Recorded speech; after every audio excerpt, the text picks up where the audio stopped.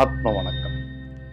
இன்னைக்கு நாம் அறிமுகப்படுத்தக்கூடிய ஒரு அற்புதமான நூல் வேதமும் சைவமும். நாம இதற்கு முன்பே வேதங்களை பற்றின சில ஆய்வுகள் செய்து சில நூல்கள் கொடுத்துருக்கோம். வேதாந்தம் அறிமுகம், மானிடத்தை உயிர்ப்பிக்கும் 4 வேதங்கள், இன்றைக்கும் தேவையா உபநிஷங்கள் அப்படிங்கக்கூடிய தலைப்புகளை சில புத்தகங்கள் கொடுத்துருக்கோம்.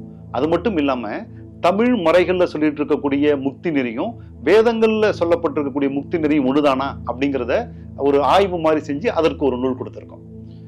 இப்ப இந்த நூல்ல என்ன கொடுத்துருக்கோம்னா, வேதத்துல சொல்லப்பட்ட சித்தாந்தங்கள், கோட்பாடுகள் என்ன, சைவ சமயத்துல சொல்லக்கூடிய தத்துவங்கள், கோட்பாடுகள், சித்தாந்தங்கள் என்ன அப்படிங்கிறத ரெண்டுத்தையும் ஒப்பிட்டு பார்த்து, ஒரு நூல்ல முக்தியை மட்டும் தனியா எடுத்திருக்கேன், பட் இதுல முக்தியை மட்டும் தனியா எடுக்கல, எல்லா கருத்துக்களையும் பொதுவாக வேதத்திலையும் சைவ சமயத்திலையும் சொல்லப்பட்ட நல்ல விஷயங்கள் என்னென்ன அப்படிங்கிறத தொகுத்து எப்ப இதுல இது சொல்லியிருக்கு, இதுல சொல்லியிருக்கு அப்படிங்கிறத பிரிச்சு கொடுத்துருக்கேன்.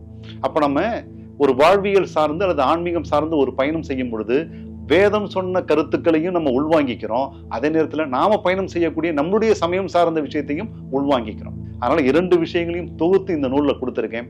இந்த நூல் சைவ சித்தாந்தத்துல அல்லது சைவ சமயத்துல பயணம் செய்யக்கூடியவர்கள் வேதத்தை புரிந்து கொள்வதற்கு ஒரு விதமான வாய்ப்பு.